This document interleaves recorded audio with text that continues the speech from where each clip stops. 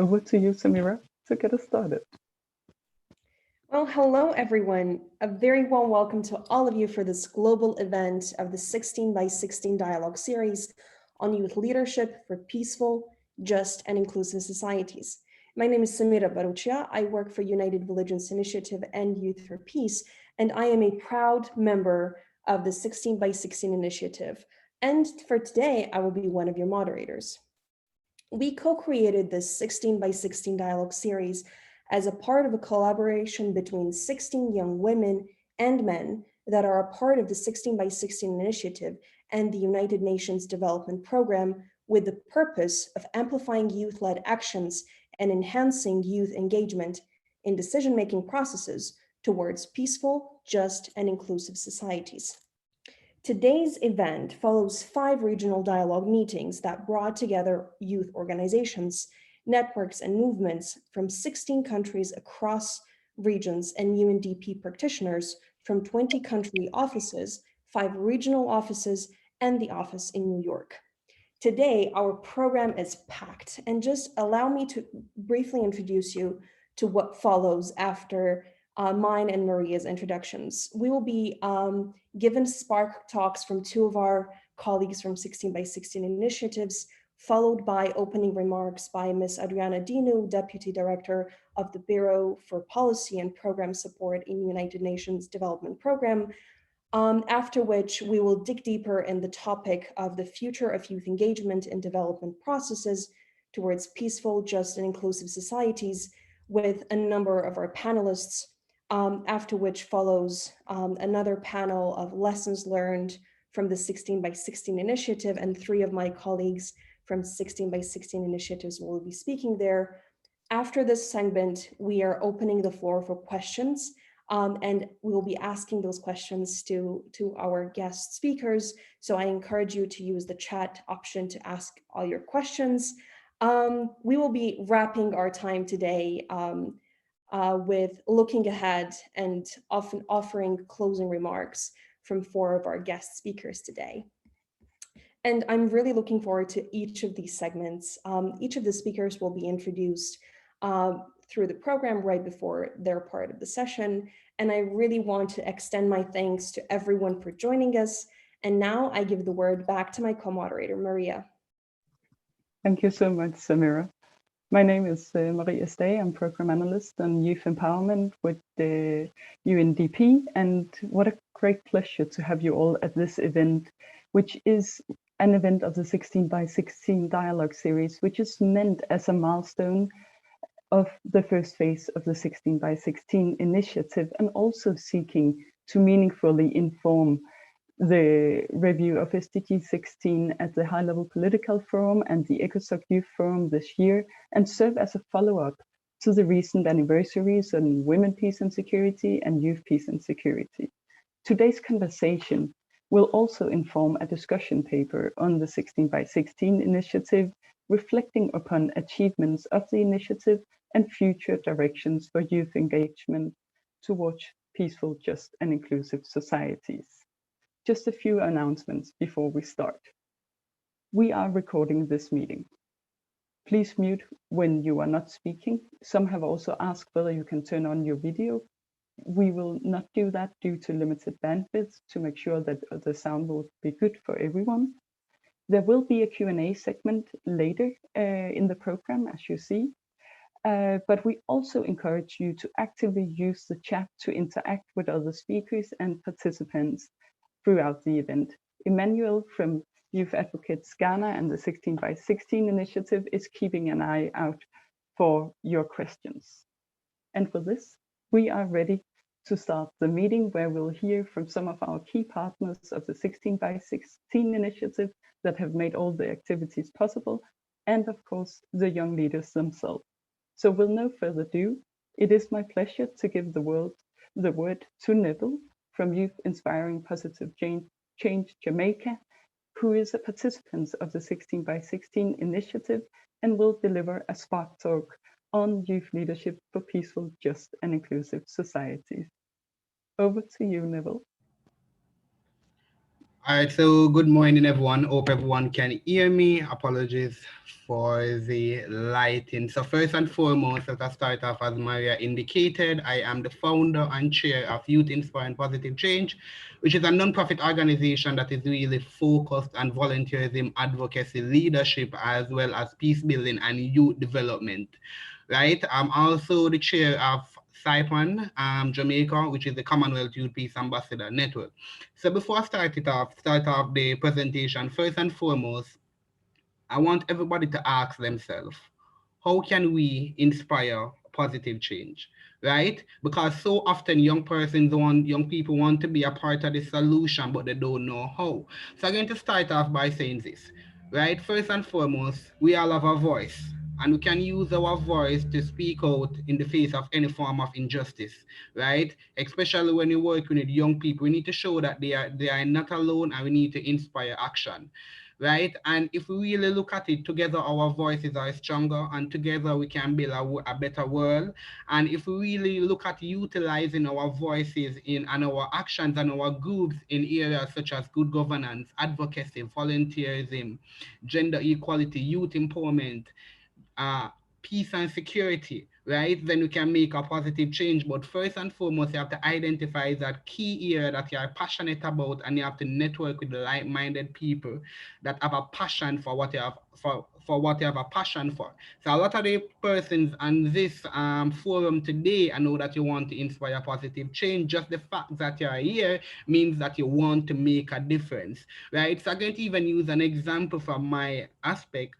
When I started my organization, guys, to be honest, I did not know what to do, right? Honestly, I just wanted to make a difference. I just wanted to step outside of my comfort zone, and I wanted to interact and engage with young persons more. And I did not know what to do. I could not find my voice.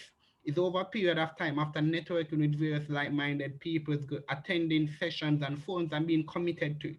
So firstly, guys, whatever region you are from, I know that there might be something that's specific to you, or an issue that's affecting you, right? As I made mention from it before, if we're looking at leadership from a aspect where I think global peace and security is something that affects everyone globally, right? So firstly, if you realize that something is affecting you, link up with persons, meet up with like-minded individuals, and create a plan. Or are we going to engage our government, or are we going to engage various stakeholders, or are we going to engage other young persons, right? Create an action plan to see how best you can move forward. Ensure that you flesh it out, so when you're moving forward, you are moving together in a unit, you are moving together coordinated.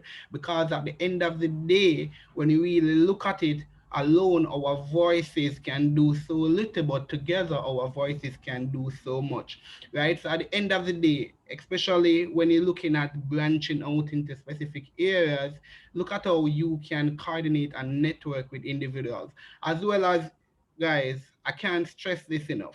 If you're going to go out and you're going to if you want to make a difference, ensure that you are dedicated to the cause at hand. Because when you look at crime and violence, especially taking it from a Caribbean context, a lot of the perpetrators of various crimes are young persons. So if you want to create a change, you have to reach, if you want to create a ripple effect where you can impact these young people, you have to look at getting them at their level, reaching down to them at their level. So you have to understand the issues that are affecting them.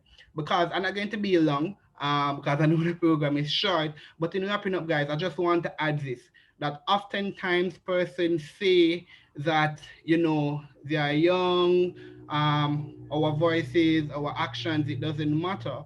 But at the end of the day, I always say, young people, we are not useless, right? At the end of the day, we are just used less, right? So if our stakeholders, is government officials, look at how they can reach out to us, how they can bring our voices to the table, how they can incorporate us into policies, into programs that affecting us, then at the end of the day, it will cause a ripple effect, not just locally, but also regionally and globally.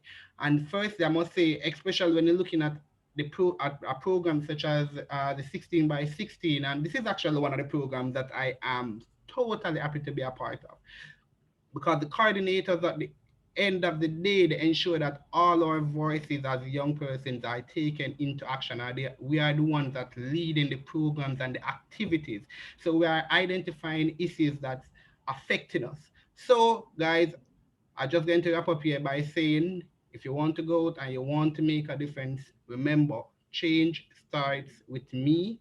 Change starts with each and every one of us, right? So ensure that if you're going to make a positive difference, you start with yourself and look at it like a tree, right? When you water that tree and nurture that tree, then at the end of the day, that tree is going to grow, it's going to trying to find the right word. It's going to grow and it's going to flourish. It's the same with youth development and any youth activity. If you put the time into it, if you dedicate resources and funding into it, then all good programs will grow. Thank you. Thank you so much, Neville, and thanks for the very important work that you're doing. Now we turn to Lynn Rose. And over to you for your Spark Talk, and the PowerPoint will be there just in a minute. Thank you so much, Maria. And hi, everyone. I am Rose Jane Henon, one of the 16 by 16 leaders from the Philippines, and also a member of the Executive Council of Young Women Plus Leaders for Peace Philippines. It's a program of the Global Network of Women Peace Builders. Today, I am happy to share with you how our network takes part in peace building in the country, how we define it, how we move forward as a network in contributing towards sustainable peace. So I'll start the conversation by asking the question, how does our peace building work look like, especially in times of crisis? So in our network, peace building includes responding to the need for inclusive, gender-sensitive, family-centered, and non-violent response to COVID-19 pandemic to ensure that vulnerable sectors are not left behind. In March, for instance, we distributed dignity kits, which included hygiene products with sanitary pads to 385 young women and girls in Sabunsungan transitory site, where some of the internally displaced persons of the Marawi siege still live. Poverty, population density, and displacement make fighting COVID difficult in that area. Our peace building work is ensuring access to information to communities, especially those with no internet access, both in conflict and post-conflict areas. This is through distributing translated COVID-19 materials to local languages together with the dignity kits. I think our peace building work is practicing love and care by being each other's support system. As our young women leaders are at the front lines of the COVID-19 response, we launched the Young Women at the Front Lines campaign to recognize the heroism of young women who are risking their lives amidst the crisis. Our peace building work is opening more spaces for peaceful dialogue to build social cohesion. One of our initiatives, for instance, is Peaceful Digital Citizen Campaign, where we shared tips on how to become a peaceful digital citizen in social media. And the conversation emphasized the importance of fostering civil, meaningful, and respectful dialogue amongst us in digital spaces. Our peace building work is empowering and capacitating more young people. Last August, despite us moving in digital platforms, we had a training of trainers, which provided access to a safe platform for young women and allies to speak up, volunteer, and contribute to crafting peace-building dialogue and gender-based COVID-19 emergency response proposals.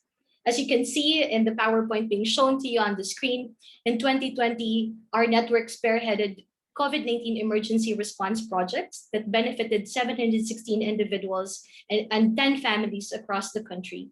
And our interventions include psychosocial activities, distribution of hygiene and safety kits, educational kits, and healing packages. And these interventions were coupled with an awareness campaign on COVID-19 prevention material, COVID-19 prevention. And also, we hosted community youth peace building dialogues, both online and offline. So these are among some of the works that we do and we have done and we continue to do in the country, even with meager resources, and even more in times of crisis. I have worked with young people who are actively engaged in sustaining peace in the local communities in the Philippines. And reflecting on these experiences, I think to scale up existing youth-led initiatives like these, we need to first provide accessible funding and resources, putting the money where the work is. And second, create mechanisms to work with youth organizations and networks as meaningful partners. And third is recognizing that youth is a diverse group and youth has diverse vulnerabilities. Through our work, we aim to remind each and every one of us that women, young women, and allies' meaningful participation are important and indispensable in sustaining peace and security, not just in the Philippines, but around the world. Thank you so much, and over to you, Maria. Thank you so much, Lynn-Rose and Neville. I mean, your Spark Talks are indeed illustrating how you are taking action to address the challenges in today's societies and mobilize together with other young people. Over to you, Samira, for taking us further in the program. Yeah, thank you so much. And Neville and Lynn-Rose, it's always wonderful to hear from you. And I'm so inspired by what you shared. It truly was a real spark talk. Now I am happy to introduce our next speaker who will be offering opening remarks, Ms. Adriana Dinu, Deputy Director of the Bureau for Policy and Programming Support for United Nations Development Program. It is wonderful to have you here with us. The floor is all yours. Thank you so much, Samira. Good morning, good afternoon, good evening, wherever you are. I am delighted to be here with you today. And I would really like to first acknowledge the inspiring and courageous work carried out by the young leaders who have participated in the UNDP Global Youth 16 by 16 initiatives. It's difficult to come after Neville and Lynn-Rose, such inspirational speakers and agents of change. Neville, I so much liked the way you answered the question on how can we inspire positive change. We are indeed about voice. We need to find more voices to create that chorus of change. I liked your focus on dedication, on nurturing the tree of change, the inspiration. I so much wish that those words will just go all over the world and inspire all the youth, but also all the adults to be part of this change. Lynn-Rose, your focus on inclusiveness, on addressing the ones that are marginalized, the ones who are left behind, on closing the digital gap, on access, on diversity, on bringing in the young women's voices. It's really, truly inspirational. So thank you so much, colleagues, for inviting me today to learn from all your work. You so much illustrate how young people in all their diversity, as peace builders, as development practitioners, as community servants, as civil society actors, educators, human rights defenders, you're all contributing to changing societies for the better by advocating for and leading ambitious actions, as we heard today from Neville and Lynn-Rose. Youth actions tackle many development challenges, from inequality to poverty, to climate change, to shrinking civic space, violence, inadequate public policies, lack of accountability. While often you operate in very challenged, complex, and sometimes even threatening contexts, but you keep your voice. You keep your voice going because you know that that voice is the change. Youth played a key role in advocating for Agenda 2030 and SDG 16, and all of us have to thank you for this. You have embodied leadership and resilience in the context of COVID-19. And as recognized in the United Nations Common Agenda, adopted at the 75th anniversary of the UN, we must be better at listening to and working with young people. In UNDP, as we are working towards the next strategic plan and we reimagine development, the future of development, we reimagine governance, we strongly believe that supporting youth leadership should be a key priority. The 16 by 16 initiative, which we celebrate today, greatly illustrates our efforts to support youth meaningful engagement and role as agents of change. Since 2019, UNDP has partnered with 16 young leaders of organizations, networks, and movements advancing peaceful, just, and inclusive societies. They are all around the screen today. This would not have been possible without the support from the government of Italy, who co-funded this initiative with us, and from the government of Denmark, who has supported UNDP's Youth Global Program since 2016. Thank you so much for your support. And please let me express UNDP's deepest appreciation to the representatives of the permanent missions of Italy and Denmark, who are here with us today. Before I hand over the floor, I would like to share 3 key priorities with you.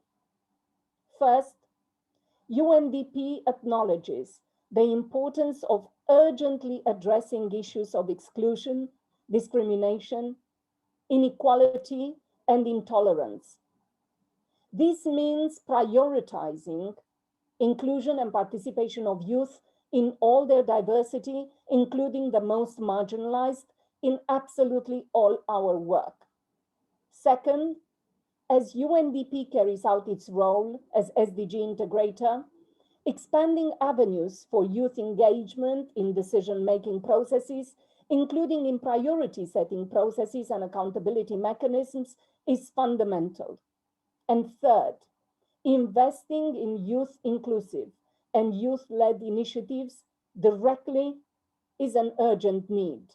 And this has been consistently expressed by youth organizations, even in the key priorities that were presented today by Lynn Rose. Providing direct, agile, and flexible funding adapted to the needs of youth organizations at local level is a powerful way to partner with youth and strengthen their agency.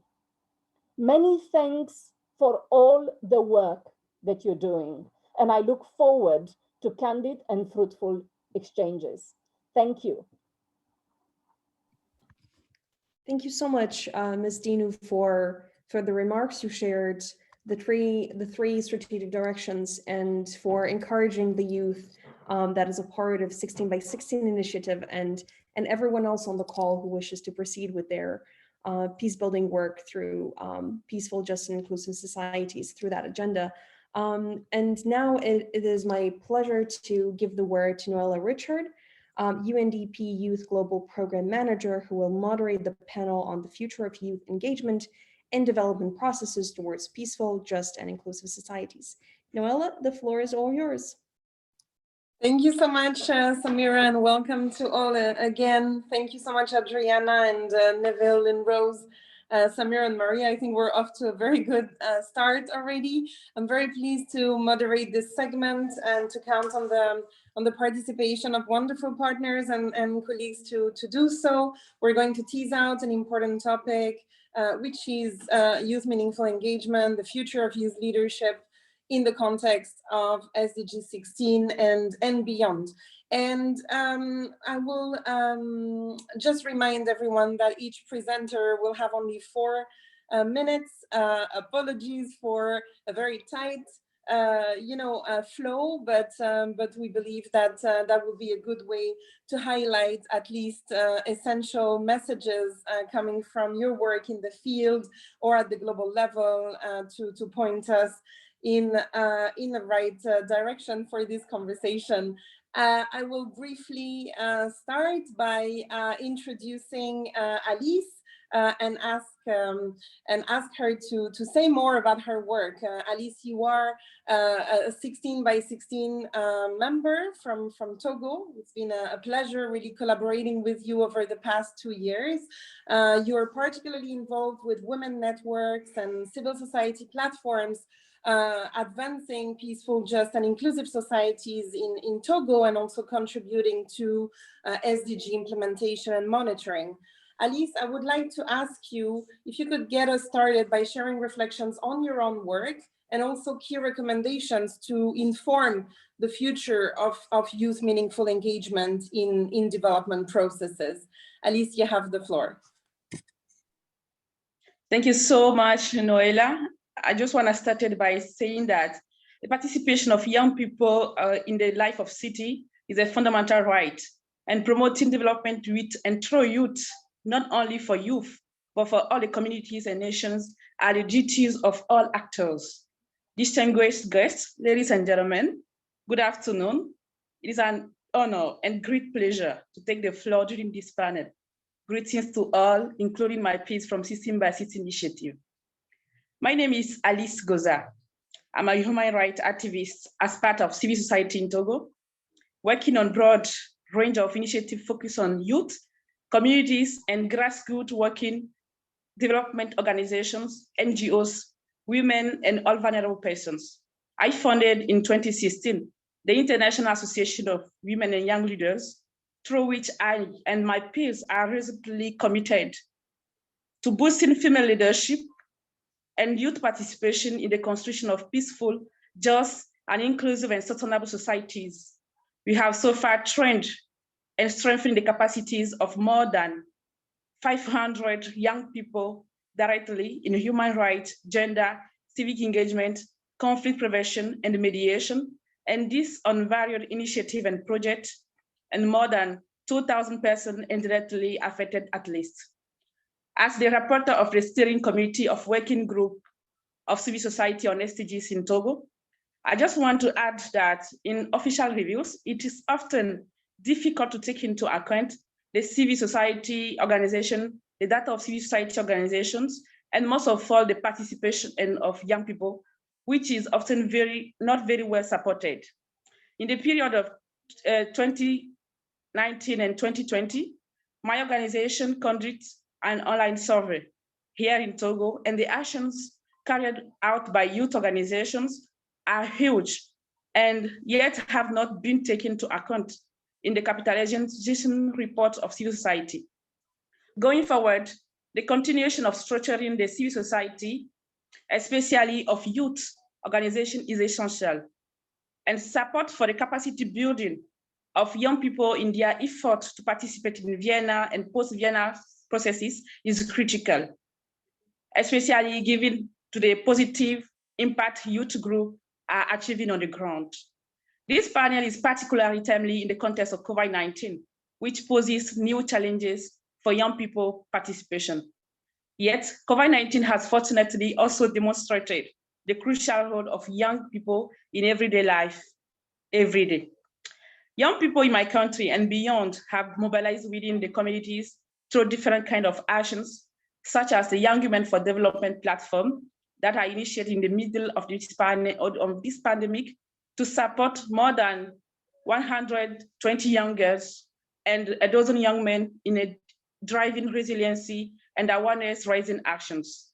But please, let me turn to concrete recommendations to enhance young people's participation, in particular youth leadership in development processes to keep the flame of youth alive.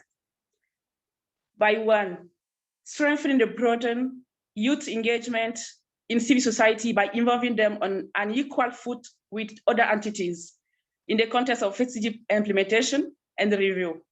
That means institutionalization youth participation, acknowledging youth-led data collection and analysis and factoring in input to youth organization in SDGs priority setting and reporting.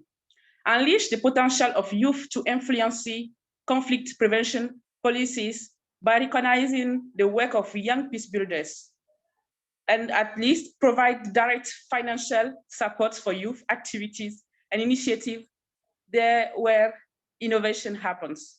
Ladies and gentlemen, Noela, boosting the partnership between youth and all the sustainable development actors, including UNDP, local and national government, and bilateral partners is fundamental if we are to succeed. Thank you so much. Thank you so much, Alice. You've raised so many important points. I mean, the importance of being at the table, but also of creating a conducive environment for young people to actually influence policies and be reflected accurately through your substantive inputs, and also be able to influence priority setting. I really liked what you said about the COVID-19 context as well, the need to keep the flame of youth alive. I think that should be a motivational slogan for us throughout the event. Through concrete recommendations, the institutionalization of participation, the need to again tailor funding mechanisms and provide specific channels for young people within civil society, and really the partnership with all development actors. That was brilliant. Thank you so much, Alice. I will now turn to Mohammed Dabbar. Mohammed, you're a peacepreneur and also a youth policy expert. It was important for us to have a voice from the major group of children and youth today, because we've been partnering with MGCY for a long time, since the post-2015 negotiations, to really support youth voices and really connect during in support to negotiations, but also connecting the different levels of operations. You're a policy officer on peace and security, also a secretariat member of MGCY. So we're very pleased to have you with us, and really deepest appreciation to MGCY, who also supported us in the selection of the 16 by 16 and really worked with us to support their participation meaningfully in the SDG 16 review, among others. So the ECOSOC Youth Forum and other venues. It's been a pleasure working with the SDG 16 team and with MGCY more broadly. And in particular, from your participation today, we would like to get a sense of key priorities from your perspectives and key challenges and opportunities to truly enhance young people's meaningful engagement in development. So the floor is yours. Thank you. Thank you so much, Noella. Thank you, UNDP, also for inviting MGCY today. And once again, congrats for such this initiative of 16 by 16. As you mentioned, today I will reflect some of key challenges and opportunities. So let me start from the opportunities to enhance the truly young people meaningful engagement in the development process. But but before to go to the points of opportunities, I would like to say one of the important point about the nexus between peace and development, and there is no sustainable development without peace. So the first opportunities for the young people and as you know, in the past 5 years from the 2030 agenda, the SDG 16 was the only one that was reviewed annually in the next, but uh, from this year until the 2025, the SDG 16 will be reviewed annually by side with the SDG 17. So this is the first opportunity. Second, the ECOSOC Youth Forum. It's a substantive contribution, and it's a really real opportunity and biggest UN event for the youth. So the third opportunities for the young people, there are some regional commissions like UN ICA and ISCAP started to launch LVR, local voluntary reviewed. It's the similar of VNR, but this is only for the local level. So this is the third opportunities for the young people. Now I will move to the challenges. The from my own perspective, the young people need to lead completely their own initiative, and most of the donors and some of rich countries, when they fund activities, projects, programs for of young people, they offer some conditions for giving the fund or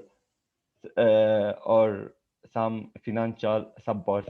So my recommendation for this challenge maybe to have SDG youth, SDG 16 youth fund or something like that, or youth for development fund to try to giving them own or completely leading their own initiative. The last but not the least, there is a lack of young emerging evaluators or YEE, which in the national teams who's working on the VNRs, there is very lack of the participation of the young emerging evaluators for monitoring the indicators of SDG 60. This is from my own perspective, the challenges and opportunities for the young people. And thank you, Noella. Thank you very much, Mohammed. It's great to hear from your perspective. I see that definitely the financial aspect is a leitmotif in a lot of the contributions. This is also something that is at the heart of the Youth Peace and Security agenda follow-up at the moment, and as part of the reflection on accelerated implementation. Thank you for raising that. Indeed, supporting a project on youth is not the same as supported a youth-led initiative. So just a great reminder. Very happy that you raised the issue of monitoring and evaluation. Antonina, who's a 16 by 16 member, who's also with us today, will certainly agree with that point. And as part of the Eval Youth network, this is also an aspect that we're looking at within UNDP as well. I mean, throughout all the evaluations that are coming, and how we could better reflect the voices of young people or support younger evaluators also as part of these efforts. Thank you very much for highlighting the different development processes also that MGCY is supporting. I will turn now to Nayara, with whom you guys have also worked closely, because Nayara is our colleague from the Department of Economic and Social Affairs in the UN, UNDESA. Nayara, you're the Senior Sustainable Development Officer in the Division of Sustainable Development, where you coordinate the stakeholder engagement program.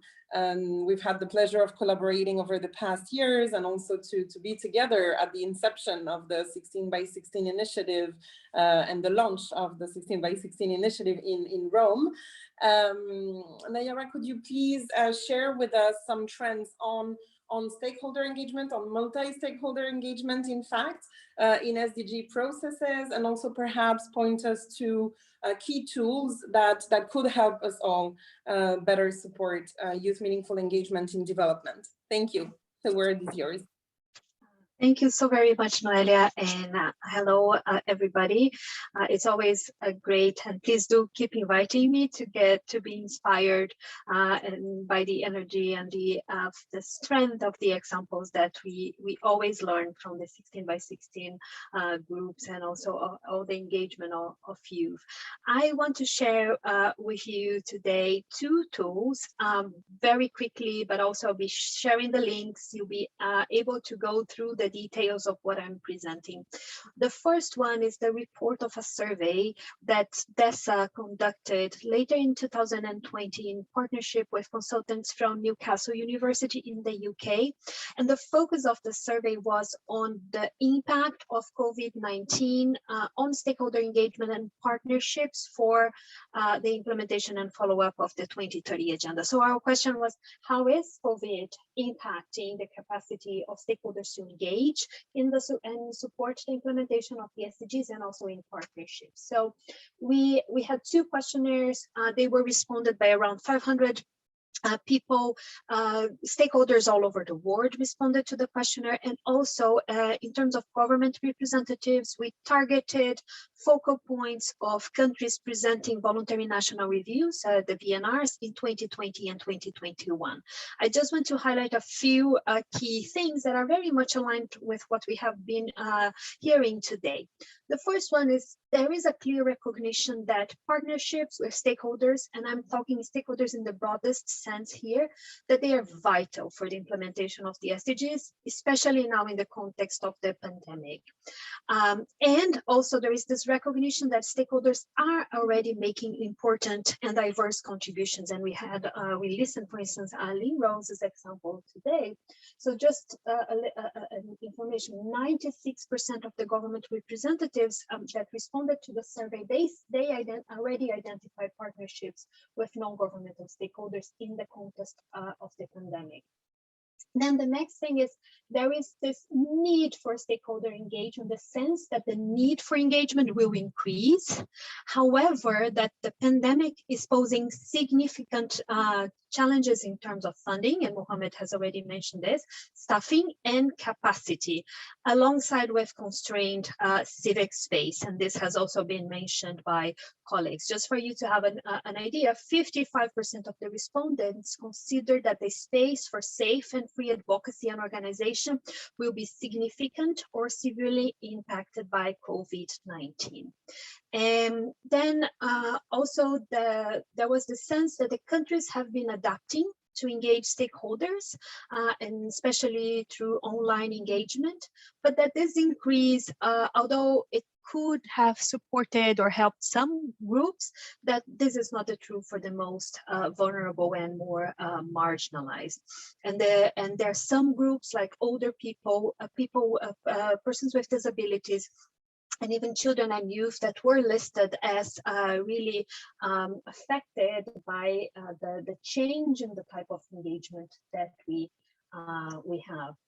The other point is that the pandemic has impacted on the progress on the SDGs for the most vulnerable and marginalized, and that, you know, we need to really step up to really recover those impacts. So what to do? And I went with three things. I know I'm already up on my time. So there are three things, and I think what we are also hearing today, this need for more capacity building, and also learning that what are those activities that are meaningful and really inclusive, and how can we really improve online engagement, since this is coming probably to stay for quite a while. We really need to have more dialogue, reflections, and guidance on the partnerships that have been established so far.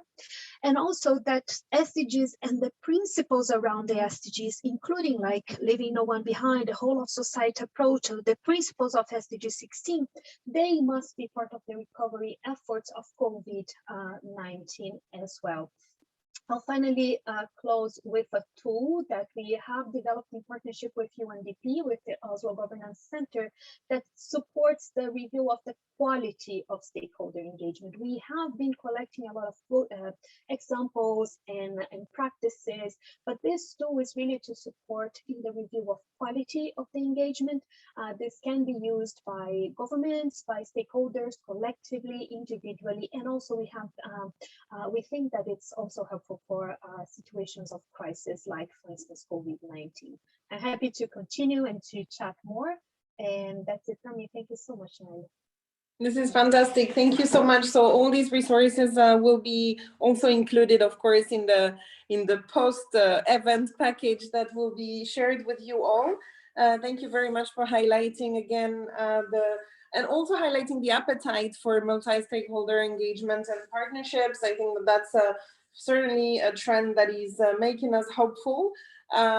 Great points on capacity building, financing, and very eager to help you disseminate this tool that was developed with OGC. Very good on the quality of engagement in particular. We'll now turn to George. Because we've talked a lot about capacity building here and about financing, and is it that easy? I think, George, you're an associate human rights officer and the global youth focal point at OHCHR in Geneva. I think that a key concern for all of us is also the shrinking civic space for youth, together with the lack of participation, meaningful participation in public affairs. What do you think, George, are some of the key challenges and opportunities for youth in civic spaces in plural? Thank you so much, George.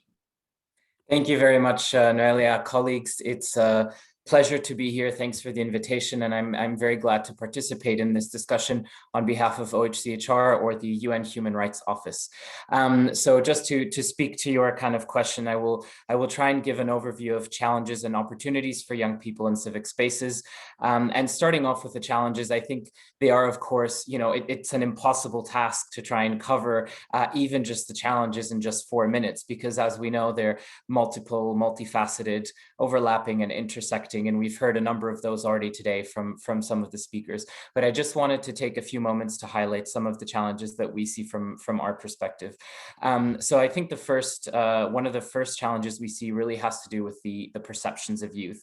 And that has really to do with how young people are seen, how young people are portrayed and regarded. And that can often be in quite negative ways. So viewing young people as inexperienced, unknowledgeable, apathetic, immature, overly idealistic, or even more harmful stereotypes like viewing young people as a threat and as a group that is just troublemakers that need to be contained to avoid any opposition before it emerges, or to nip it in the bud, as we like to say.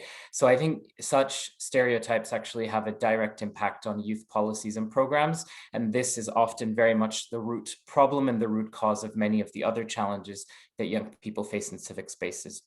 The second challenge I wanted to highlight is the tokenistic approach to participation as opposed to meaningful participation. And some of the speakers have already spoken about participation. I think it's important to remember that participation is a right, it's a human right, and actually tokenism and a misguided approach to participation can lead to mistrust and disillusionment with formal institutions. This often leads young people to seek alternative ways to exercise influence, such as taking to the streets. And nonetheless, it's important, of course, to remember that taking to the streets in a peaceful way and peaceful protests are also perfectly legitimate. They are a right, and exercising this right must not be stigmatized. States, in fact, bear the responsibility to promote and protect civic space and the work of civil society, including young peace builders and young human rights defenders, and including the right to peaceful assembly. Third challenge I wanted to mention is the instrumentalization, manipulation and control of youth. This often kind of manifests itself in sorting civil society organizations into groups, the ones that we like and we collaborate with and engage with, and the ones that we don't. And this can often be linked to a fear or mistrust of youth, which is linked to the first challenge I was talking about. And there is actually often a very strong desire to control young people and to control youth. The fourth and final challenge I wanted to mention is the fragmented, siloed approach. Now, for me, what's important to highlight here is that we need to find ways to meaningfully address the specific protection needs of different groups, for example, youth, but without defining those needs of distinct groups as mutually exclusive, because basically creating highly competing agendas can risk undermining protection altogether and can lead to a divide and conquer approach, which legitimizes certain issues and stakeholders at the expense of others. Jumping over now to opportunities, and mostly with opportunities, I refer to opportunities in the work of the UN and the UN system, but both youth and civic space are actually very high on the agenda within our work. The Secretary General's call to action for human rights was launched just over a year ago, and it includes priorities on both public space and civics participation, as well as on youth and youth and future generations. In practice, what this means is that we as the UN have committed to concrete actions. An example of this is a joint pledge from heads of UN agencies to promote the rights of children, youth, and future generations to a healthy environment and their meaningful participation in decision-making at all levels, which is coordinated by UNDP, and I'm sure Noelia will be happy to speak more about that. Additionally, the UN as a whole, not just OHCHR, our office, or UNDP, has a clear role and a clear mandate to promote and protect civic space wherever we are present. That is actually what the UN guidance note on promoting and protecting civic space that was recently developed was issued for elaborating on the call to action of the Secretary General and for showing the way forward in terms of the UN being here to support your work as young peace builders. Final couple of points before wrapping up. The UN 75 Declaration and Common Agenda also commits explicitly to listening to and working with youth. And this really shows a clear political commitment from UN member states to the issue. Last but not least, I think it's important to underline and emphasize the role of human rights mechanisms and instruments. These apply to young people as any other group, and human rights mechanisms are another avenue for protection of young people. They can often be complicated, convoluted, and require sustained advocacy efforts, but currently there's not a substantial focus on youth, although it is an area where there's increasing interest. So I hope it will be possible for some of you to engage. Thank you very much. Looking forward to discussing and engaging further. Amazing. Thank you so much, George. I think we have an amazing to-do list to reinforce this sustained advocacy within human rights mechanism. I mean, great points on tokenism in particular. Really happy that you mentioned the SG's call to action for human rights. This is a really comprehensive endeavor within the UN system to push for the rights of future generations in particular. Thank you very much. That was really clear and very helpful. We will now hear a perspective from a colleague from Sri Lanka, Varuna. I'm very happy to have you with us today because you worked for a long time with UNDP. You're currently with UNV in Sri Lanka, working on joint initiatives to spearhead at country level youth meaningful engagement in development processes and also in peace building and social cohesion. And I would love to hear from you, from your perspective, what you consider are, promising practices in the field, and how you just heard, what you just heard may resonate with your work in Sri Lanka. Varuna, you have the floor. Thanks, Noelia. I think good evening, everyone, or good morning to you all. I think starting with what George said, I think one thing is that to add to the challenges is that broken promises that been always thrown at young people, because young people, as the development practitioners or the youth development practitioners for us on the ground level, we always see that young people being given broken promises where they have no resources. Sometimes they have no, and their drive and the enthusiasm has been shut down by various reasons.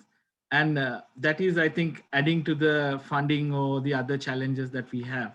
But to add in few things that we as practitioners always been motivated to have to, keep push on ourselves to engage young people meaningfully, which that even UNDP, UNV, or UNFP, or any other UN agency in Sri Lanka have been trying to engage young people throughout the country. So especially to highlight something that YPS coalition that has been working very closely on the ground level, the organizations or the youth-led organizations, as well as other youth organizations and the development agencies that have been part of. Then also the HackerDev Social Innovation Challenge of UNDP as part of the Youth Collab has been working very closely with training young people from all walks of life, and who has been also trained on from design thinking to entrepreneurship skills and to become the leaders, not only in their communities, but also globally as the entrepreneurs. Then if you look at something very especially the young people who are working on Easter Sunday, following the Easter Sunday attack, that for PVE and also nonviolent communications, we have various young people who come forward to actually tackle and counter these nonviolent the communication efforts. And also, Nela, to add to that, the young people, volunteers coming from ISAC, Rotaract, Interact, Scouts, Girl Guides, coming forward and their enthusiasm towards the peace building work and the social cohesion activities, especially these volunteer groups that actually willing to work with SDG acceleration, and they're willing to take up on the SDGs and work towards that. And to add to that, the new YPI in Sri Lanka that we have got for the next 2 years, we will be actually working with youth parliamentarians and the young leaders from around the country who are aspiring to be in political sphere. That the WHO and UNDP is leading that the project. That looking forward to actually see a different perspective from young people, especially following the COVID-19 and how that we could build a healthier and equitable and a safer society, that uniting and bringing together all the communities in the country.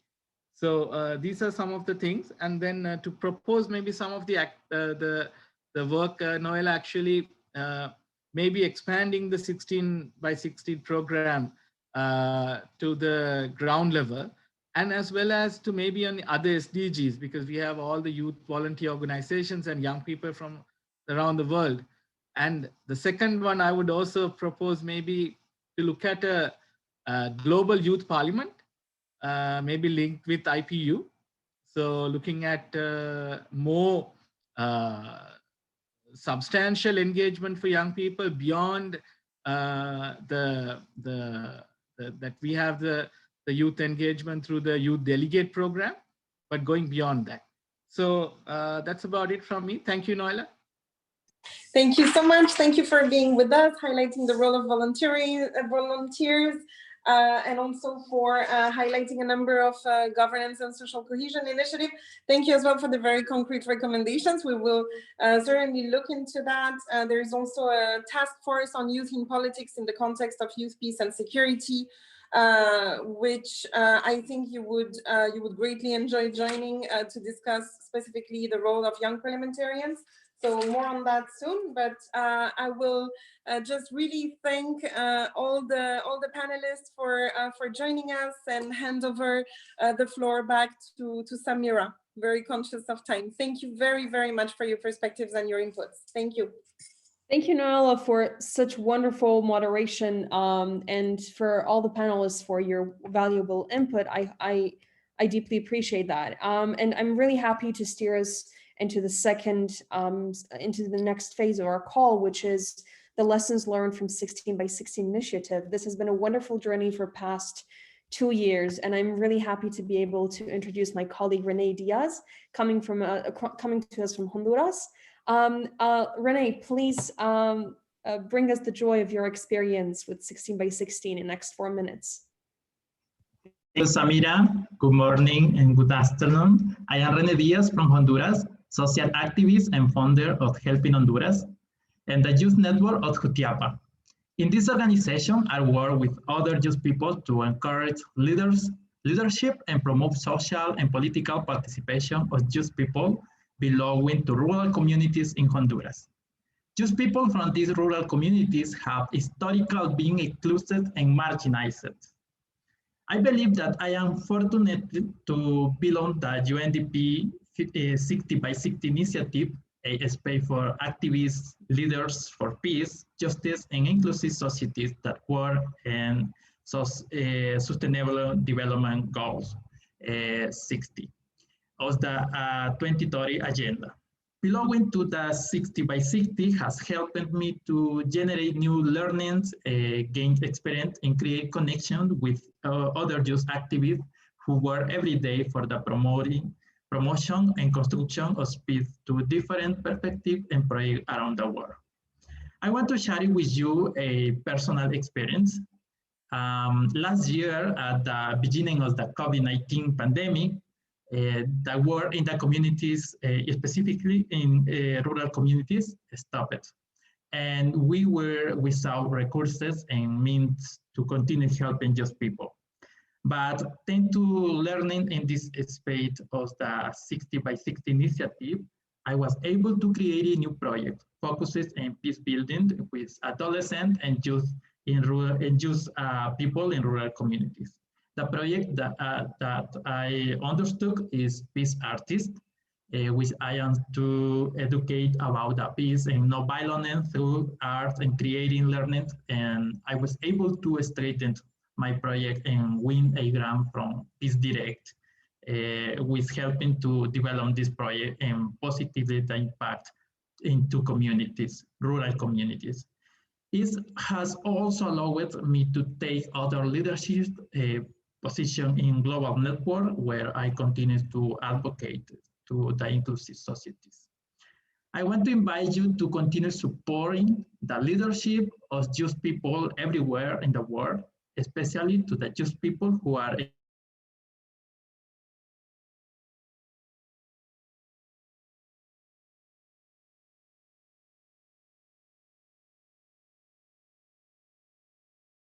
exclusive and at social risk. To happen, national and international organizations and government must foster the necessary condition to allow an active participation. Support youth, empower them, and fund more youth lead projects that impact youth people. With the 60 by 60 initiative, I have the opportunity to advocate to meaningfully youth participation and inclusive government through meeting with decision makers, UNDP practitioners, and others. But we need this discussion to continue more frequently from local, national, and global levels to enable inclusive, democratic, and peaceful communities. Thank you so much. Samira. Thank you, Renee, for being with us and from sharing your personal experience with 16 by 16 and for in general sharing your personal story, because that's how we make the biggest impact on people. And now I am pleased to introduce Antonina, who's coming to us from UNDP Youth. And it is wonderful to have you with us. And I'm looking forward to hear you speak more about the Rome Youth call to action that we worked on together. The floor is yours for the next 4 minutes. Yeah, thank you very much, Samira. So I'm Antonina Ryshko-Podczescu. I'm Ukrainian. I'm young evaluator, and I am one of the leader of global and regional initiative of young and emerging evaluators, UNDP Youth. And I want to bring your attention to our Rome Youth call for action, which we developed in 2019. It was presented in May 2019 at the conference of preparation to high-level United Nations high-level political forum. And Rome Youth call for action, it was like developed in very participatory way. I put a link on it in chat, so you can all just look and how it's well developed and how it is relevant, still relevant for nowadays, and how participatory we prepared that. First of all, we organized online consultations to ask young people all over the world about the needs, about what they think, how they feel, to hear actually their voices around SDG 16. Then we worked together as 16 youth leaders and work very closely on development of this call for action. And it's not only we brought our expertise as youth leaders, but we also take expertise from our initiatives, networks, grassroots networks, which we came from. And we put everything this together and prepared and presented this Rome Youth call for action. How it is organized? Mainly it is organized among 3 main areas. It is like for peaceful, just, and inclusive societies, but also it touches two cross-cutting areas and recommendations to use meaningful participation in SDG 16 monitoring, review, follow-up, and accountability, and also equal partnerships and financing. And even if it's like 2 years ago, we presented this Youth Rome Call for Action, but it's still relevant, and it is even more relevant after and in time ongoing COVID-19 pandemic, because as we see all around the world, young people still have a lot of challenges to meaningfully participate in decision-making processes and to have a space to be engaged in different participation for peaceful, just, and inclusive societies. And just I want to finish why I am participating in 16 by 16 and what it gave personally to me. I am a young evaluator, and as always, I see that evaluation is mostly seen as very technical exercise, and sometimes we are not like see a lot of young people within experts, evaluation experts. And actually, this initiative 16 by 16, it is a great chance to promote meaningful youth participation in monitoring and evaluation. And it's like, on the one hand, it is like a chance to promote involvement of youth through like evaluation and monitoring of SDGs or different projects and development programs. But also, on the other hand, this 16 by 16 initiative, it's chance for me to promote evaluation among young leaders, youth leaders, because I'm not sure, but from my perspective, I see that young leaders do not see many opportunities in evaluation and in monitoring and evaluation of the programs. And often they don't see this as opportunity actually to be meaningfully engaged and participated in decision-making process. So I am really grateful to be part of 16 by 16, and it gave me many good insights and good like experience. Thank you very much. Over to you, Samira. Well, thank you, Antonia. It was wonderful to hear you speak about Youth Rome call to action. It brings a lot of fond memories about our time that we spent there. And thank you for speaking a bit more about your role within the 16 by 16 and your motivation for being there. Now I'm happy to give the mic back to Maria, who will be introducing the 16 by 16 initiative, different segments of it and its achievements. You have a great task of summarizing all of it in like 2 years into a few minutes, but the mic is all yours. Thank you so much, Samira, and thanks to everyone for such excellent presentations. We have given you quite a task with such short presentations, but thanks a lot for being with us today. Since April 2019, the 16 by 16 initiative has amplified youth voices and local experiences to inform conversations on peaceful, just, and inclusive societies. And it has facilitated the consultation and mobilization of young people from across the world.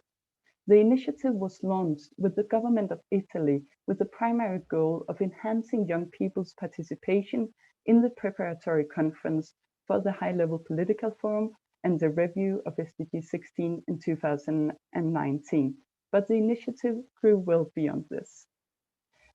The initiative has aimed to recognize and make visible young people's agency and leadership, expand existing and open new channels for youth meaningful participation, and enhance youth inclusive policy and programming.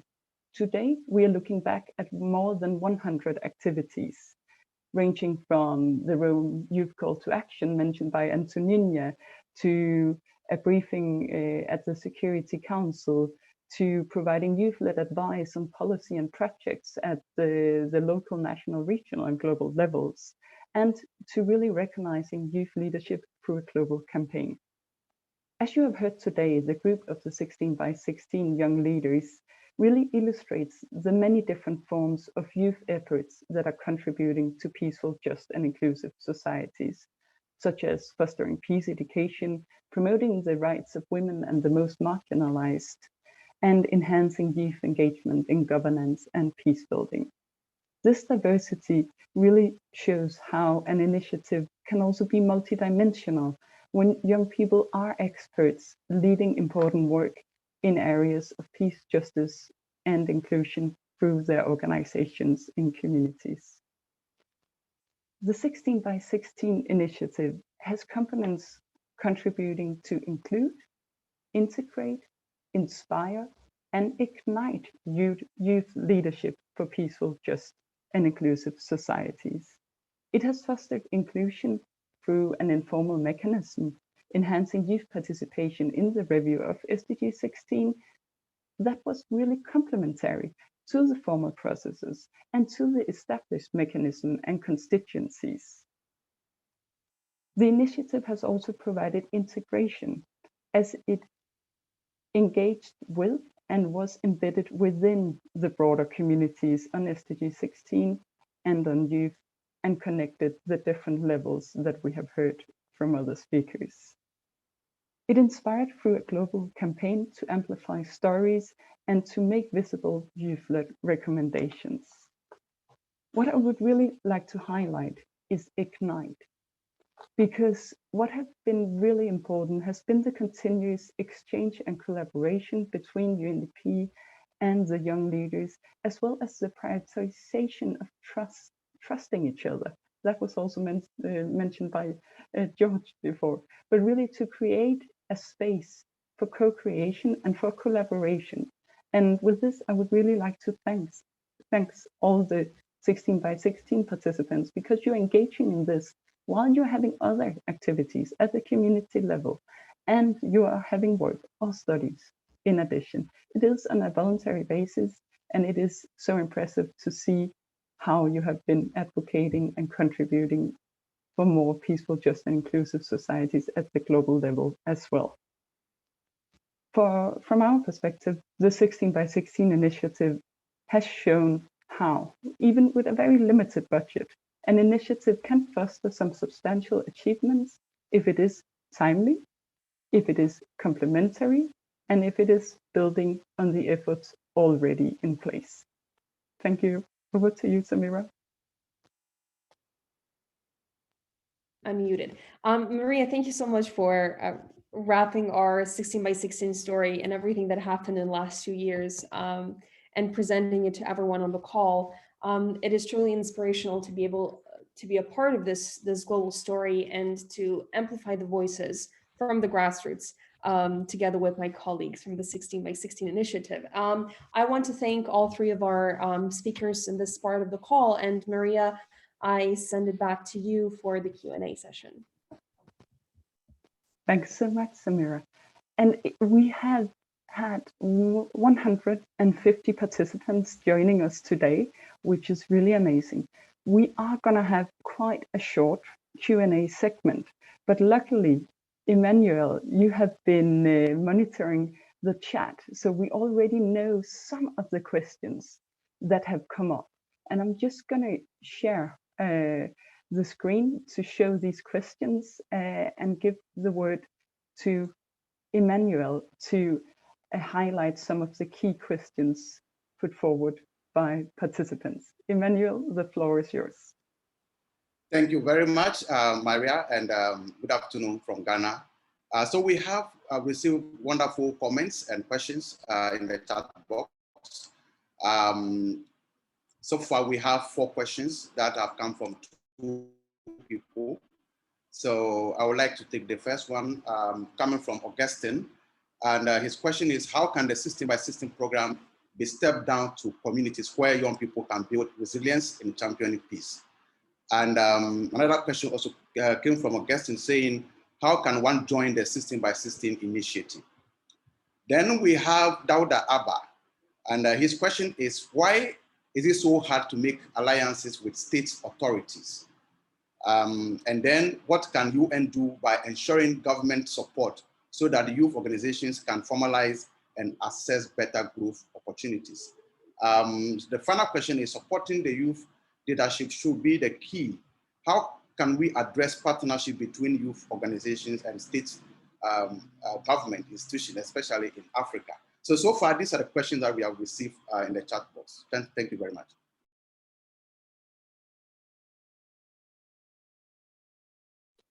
Thank you so much, Emmanuel. And I'm going to call upon some of our speakers to react to some of these questions. I would like to note that we will not be able to address all questions, and we will get back to you in writing with answers to these questions. I also see that some are raising their hands. We might not be able to take a second round, so do please also add your question in the chat, because then we'll be able to get back to you even after the meeting. May I suggest that we call upon Lynn Rose to share some perspectives on the linking between the global and local level and what is needed to really support youth on the ground, and then actually turn to Noelia and Nayara for a reflection upon the partnerships between youth and governments and international organizations. First of all, Lynn Rose, reactions from your side.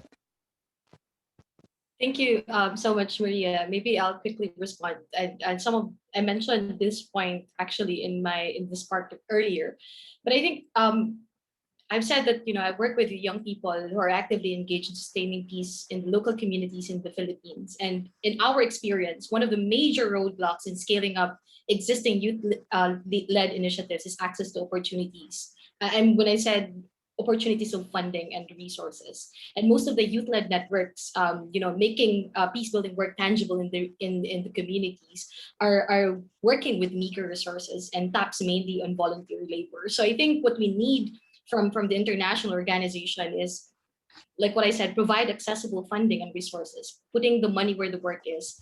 And one roadblock for fund access for informal, like what we have as a network, informal youth-led networks, is legal registration or license. In the Philippines, we have to go through a tedious and lengthy process to get registration.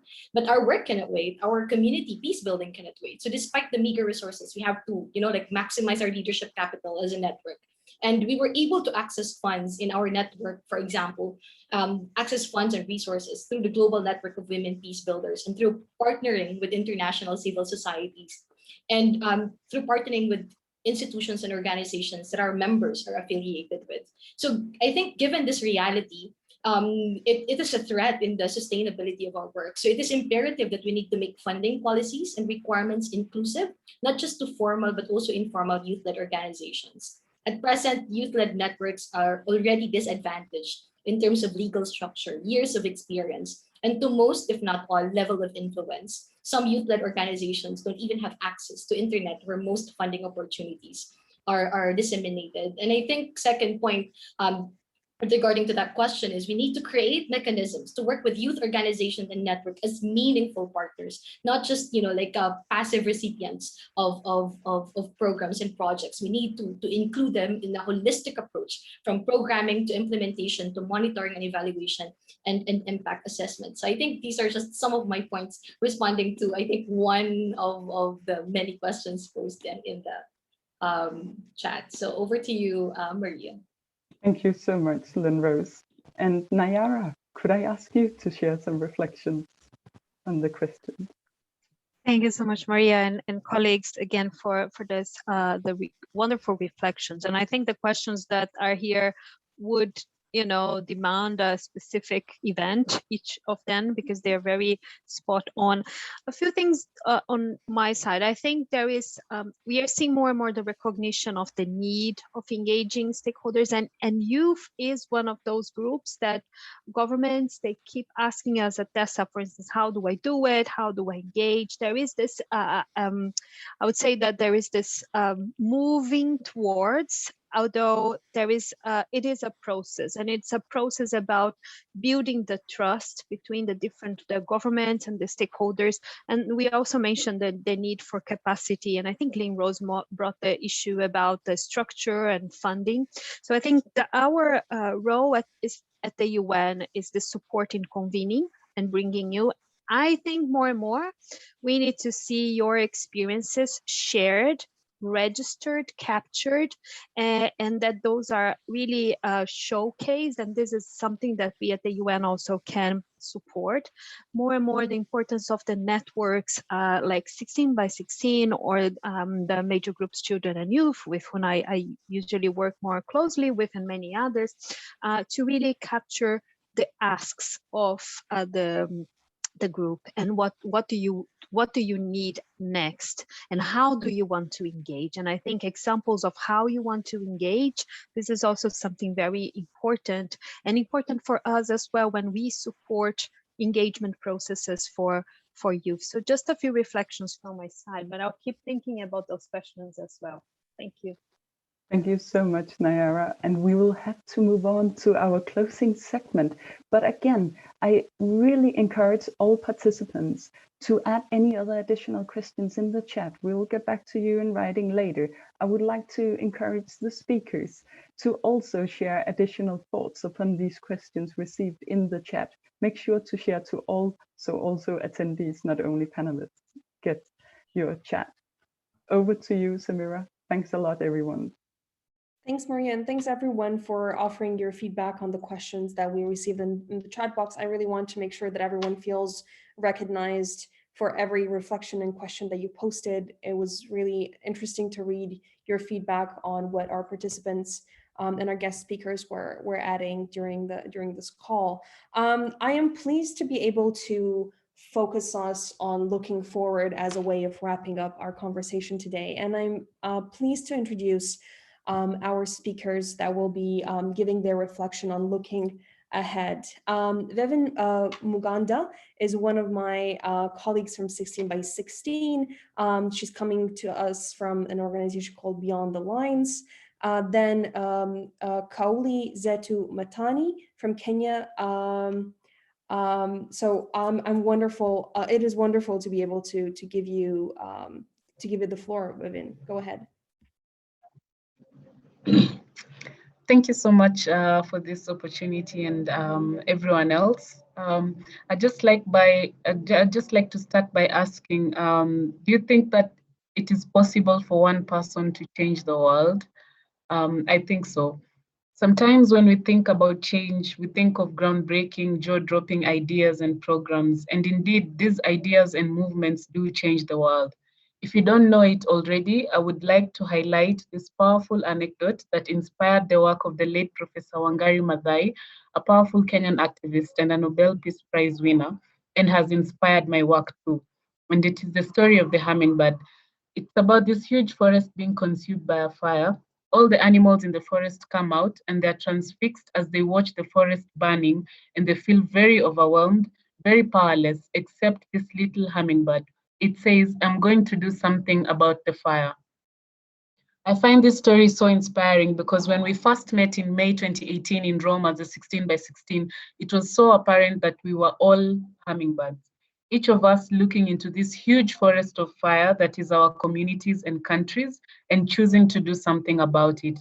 I remember Noella saying, we are so inspired by what each of you are doing. Thank you for trusting us. We are trying to identify the best ways to support all of you through this initiative, and we will figure it out together.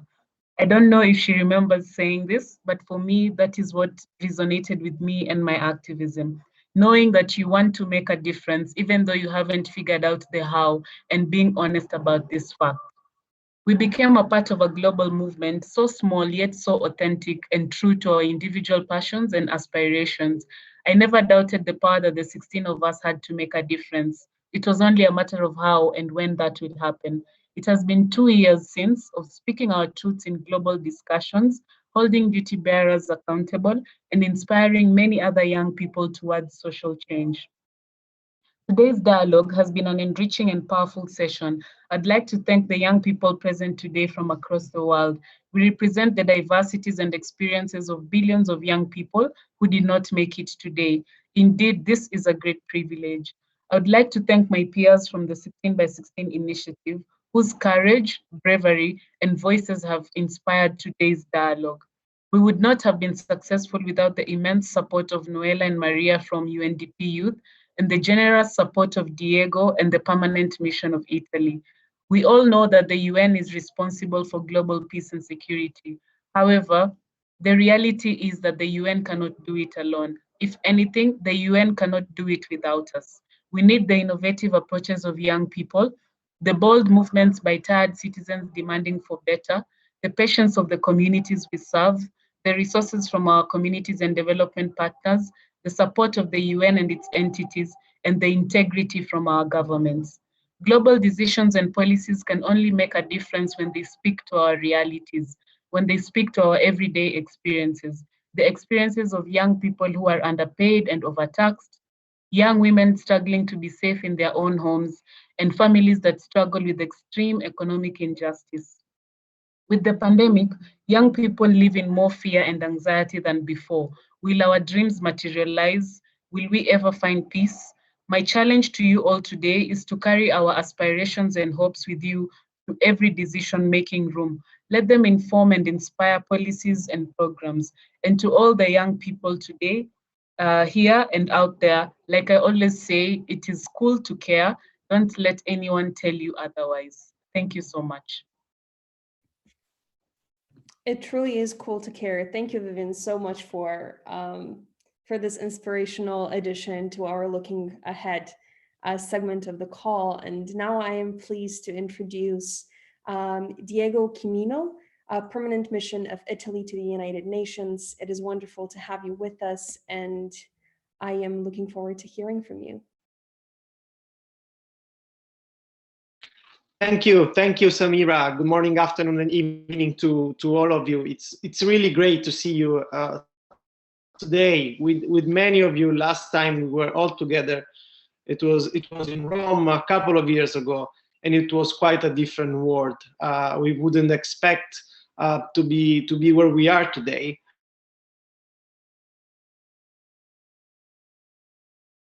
But this is also highlights the even the SDG 16 by 16 initiative was somehow an important tool also to ensure this partnership going on also through this pandemic. And this event of today is an important manifestation of that.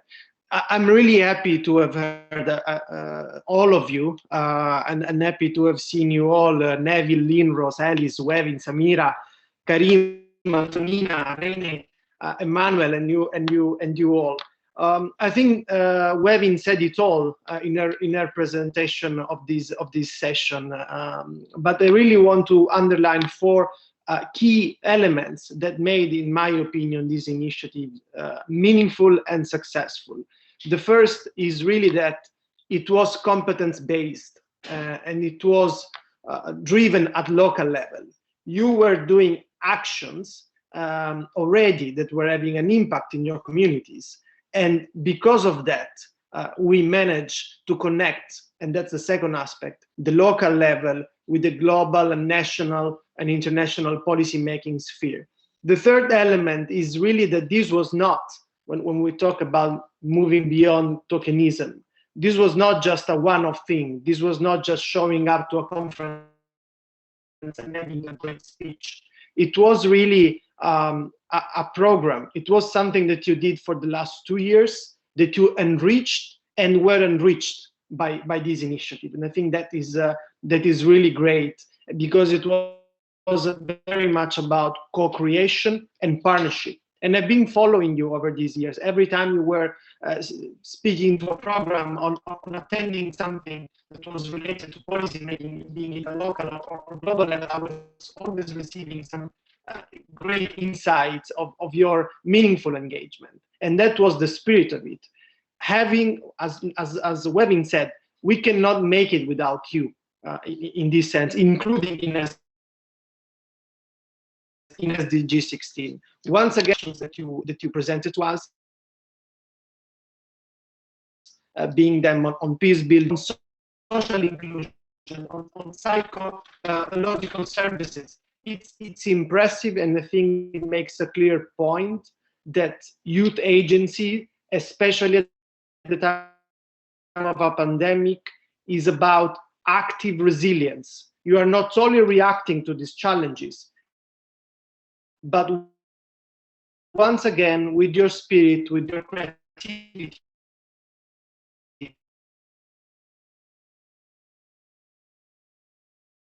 you're really putting there something else and something more for you to move on, should increase. Because another point here is that you didn't inspirations for others. So there are new young people, more young people saying, how can I become one of the 16 by 16? So you are inspiring these. And it's impressive to see today such an important presence from Afghanistan to Nigeria to Timor-Leste to Somalia. I was reading the chat box, and it's really impressive how this platform could have also this convening power, which is so important. So I really hope Noella, Maria, UNDP, all together, we can think on how this could go on and could maybe be larger to ensure that everyone could feel part of it and could contribute to it. Because your contribution over the last year has been meaningful and with value, and has informed global, national and local processes with great value, as we saw from Nayara, as we saw from national voluntary reviews, the Rome call to action, and that's something we need to nurture. We need to move on also in the spirit of the UN75 declaration that recognized the contribution of young people as well as the youth, peace and security and the 2030 agenda.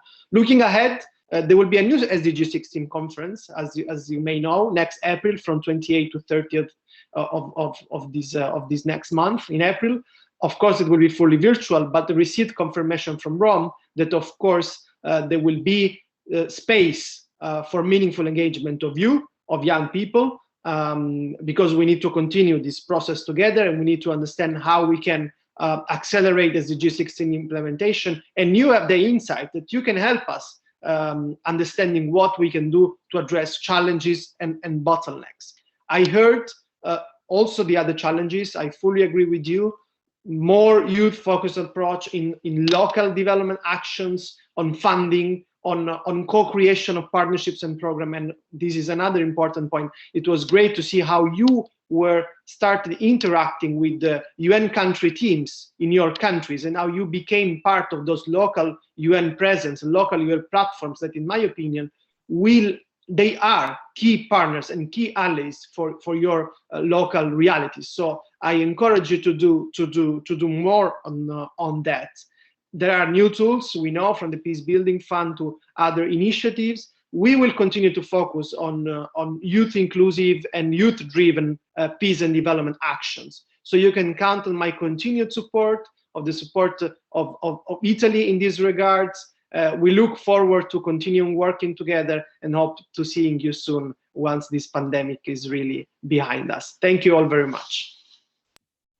Thank you, Diego, for your tireless support and encouragement and true motivation. It is wonderful to have you as an ally who's just there for all of us. I am pleased to introduce Reni Siesby, Permanent Mission of Denmark to the United Nations representative. It's wonderful to have you with you. Apologies if I messed up your last name or your first name, but it's wonderful to have you with us, and the floor is yours.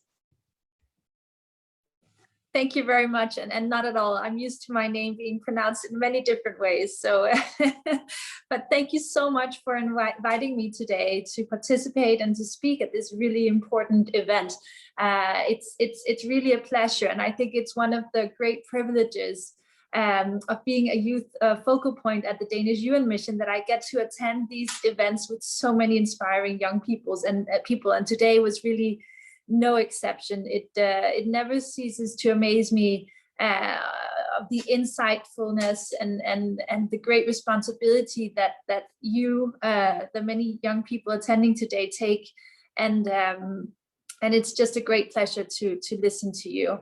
And that's also why events like these and the initiatives like 16 by 16 are so important, because it provides a platform to exchange ideas and inspire each other to take action. So thank you very much for that.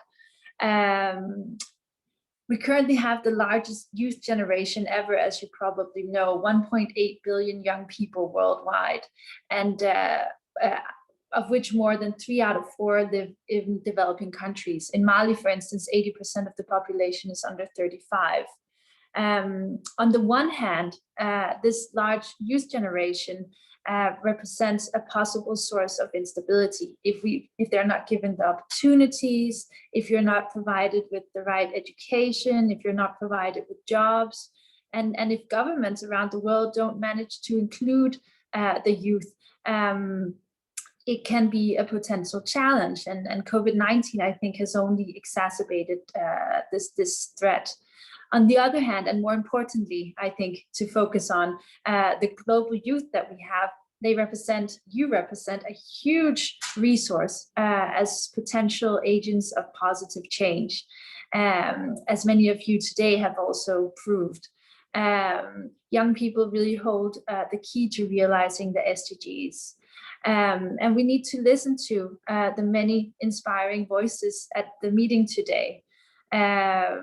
We've seen the positive role that global youth has played in the response to COVID-19, such as the youth-led initiatives that Lynn Rose was mentioning, and that many others of you have also spoken to. And contributing to the resilience of communities and proposing innovative solutions and driving social progress. It's really one of the key contributions that you can bring. And that's also why that youth is a key priority for Denmark and the Danish government. Denmark promotes development not only for, but with and by young people. For instance, at the UN, Denmark has played a key role in ensuring that youth is included in the work of the UN. For instance, we were one of the first countries to introduce a youth delegate program, and we currently have 8 Danish youth delegates that participate at different meetings at HLPF, at CSW, of course, also at the ECOSOC Youth Forum, which is coming up, and also at the UN General Assembly, where they represent Denmark and speak. But we also, at country level, we also include youth in our programmatic activities, because and we find that it is such an important initiative. And Denmark will continue to be an active partner in securing that the global youth is heard and included. And although I think we've come a long way in ensuring that youth is included, both at the UN and at country levels, I think we can all agree that we still have a very, very long way to go. And Denmark will continue to be an active partner in this endeavor, because talking about youth inclusion is not enough. As we like to say, there's no talking about youth without youth. And as George and others today have also mentioned, youth inclusion cannot and it should not be tokenistic. We really need to take it to the next level to ensure meaningful youth participation and engagement, because it's not only a question of nice to, it's really a question of need to. Without engaging youth, I don't see us achieving the SDGs by 2030. So let me just conclude by thanking everyone here today, the participants, Noella and Maria, and you and the work that you do really makes a positive change in the world. And at Neville, I really like what you said. There's no such thing as useless youth, or you really play a key role. So thank you. Keep up the good work, and I look forward to continuing our collaboration. Thank you.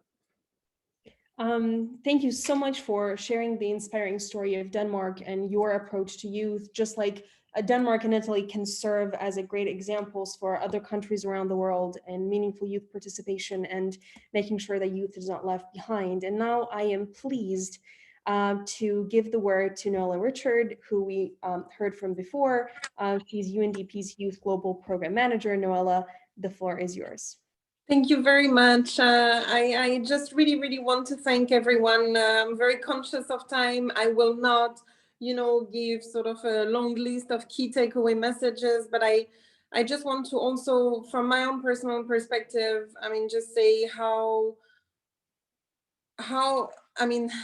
what a powerful journey this has been. And yes, Within, I remember saying that. Absolutely. I think trust is at the very core of this type of initiative, and certainly the 16 by 16. I think it has been fundamental, element in this for the success of the initiative. I think it has also transformed us. I mean, with Maria, we've very often reflected on, how personally also as professionals in the UN system, we are impacted by what you say, how you say it, the type of expertise and knowledge that you bring to the table.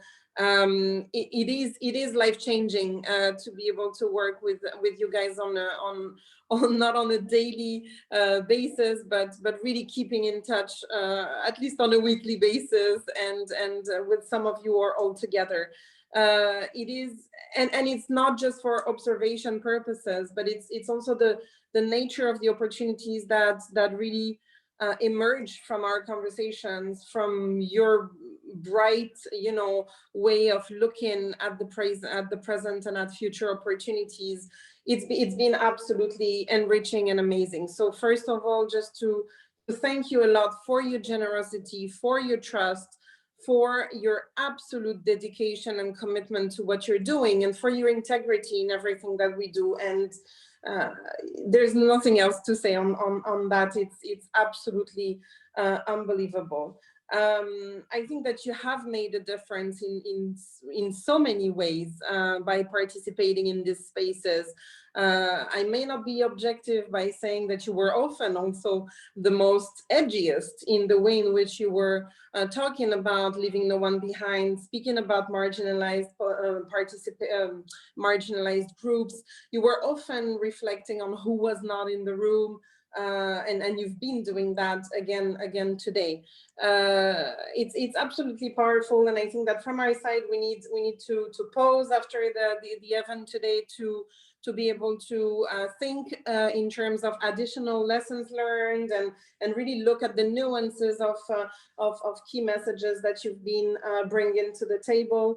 There are new spaces as well. I mean, Diego did mention some, and I really want to thank again Italy and Denmark for being so generous in their support to our work, and also in supporting an emerging area of work at the time. So we indeed will have interesting spaces. I mean, starting with the ECOSOC Youth Forum, but also the SDG 16 conference on climate justice and other on the rights of future generations. There is also a large Youth for Climate gathering, also hosted by Italy later this year. These emerging issues are really key. I do not want to be too long, simply want to also really thank my team. This would not have been possible without Maria. Also want to thank Julia, who recently joined our team. It's been fascinating, and we're all really excited to think about what is ahead in terms of either an expanded version of this 16 by 16 initiative, a new phase with different types of activities. We have a few options on the table, but in any case, what is sure is that you are the 16 by 16, and we will continue the collaboration in any case. Like, we're in it for the long haul. So thank you very much again for your trust. Thank you so much, Samira and Maria, for very ably moderating this event.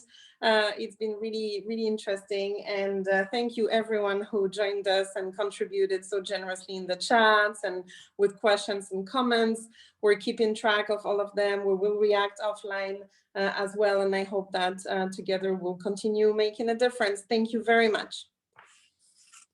Noella, thank you for your closing remarks, for summarizing what has been told. And now my task is to say special thanks to everyone who participated in today's event, for extending the dialogue and continuing to enforce dialogue as the only option that we have. There is no alternative to dialogue, and we need to continue having these conversations on Zoom, one day live in person, I hope, again. And I encourage all of our participants to continue the great work that they're doing in their local communities, and to try to get in touch with us and other activists around the world, because there is a specific force, a specific energy that is created, just like we have successfully created that back in 2019 when we met for the very first time in Rome. I really want to thank Maria and Noella for being tirelessly supportive and for helping 16 by 16 to grow from the first day. And just a personal thanks at the end. I will never forget all the personal stories that I heard from my colleagues back in Rome. And this is a moving force for me since 2019. So I'm really grateful for everything that all of you do. Let's stay in touch and let's continue the important dialogue. It has been wonderful to be able to co-moderate this together with Maria. Thank you all, and I wish you a wonderful rest of the day and the week. Goodbye. Thank you so much. Bye. Bye, everyone. Bye. Thank you, everyone. Bye. Bye. Thank you.